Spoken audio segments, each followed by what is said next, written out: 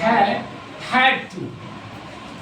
To बहुत ही important topic है English के दृष्टिकोण से देखा जाए तो, क्योंकि हैड टू एक ऐसी टॉपिक है, इसका प्रयोग हम तब करते हैं जब हम बीते हुए समय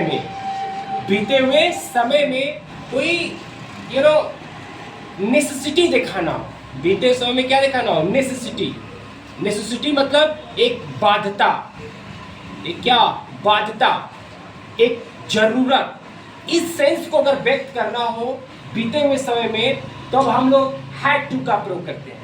अब जैसे मैं कहूँ राधा को स्कूल जाना पड़ता था, राधा को स्कूल जाना पड़ता था, तो यहाँ पे क्या दिख रहा है कि राधा के ऊपर एक बाध्यता है, एक नेसेसिटी है, मजबूरी है।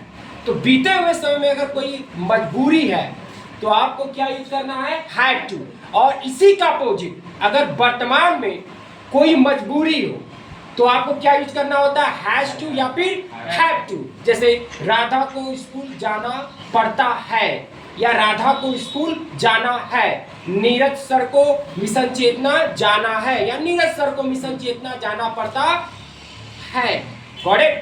तो ना पे भी अंत हो सकता है और पड़ता ता पे भी क्या हो सकता है? वाक्य का अंत हो सकता है। मैटर ये नहीं रखता, मैटर रखता है कि क्या भाव है। भाव अगर नेसेसिटी का है, मजबूरी का है, बाध्यता का है, वर्तमान है तो हैज टू, हैव टू, और भूतकाल है तो हैड टू। करेक्ट? अब मैं एक एग्जांपल से समझाता हूँ। जैसे मैंने यहाँ पे कहा राधा को मिशन चेतना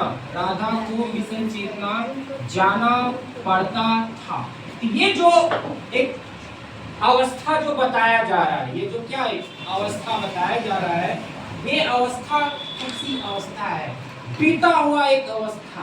और उस अवस्था में ये बताया जा रहा है कि राधा की कोई एक मजबूरी रहा है। राधा क्या रहा है? मजबूरी रहा है, इसे मिशन चेतना जाना पड़ता था। तो अब इसे आप लोग इज, आर, एम, वाज, वर से बनाने का प्रयत्न मत करो, क्योंकि ये स्थिति ही दूसरी है। राइट? तो आप क्या लिखोगे यहाँ पे?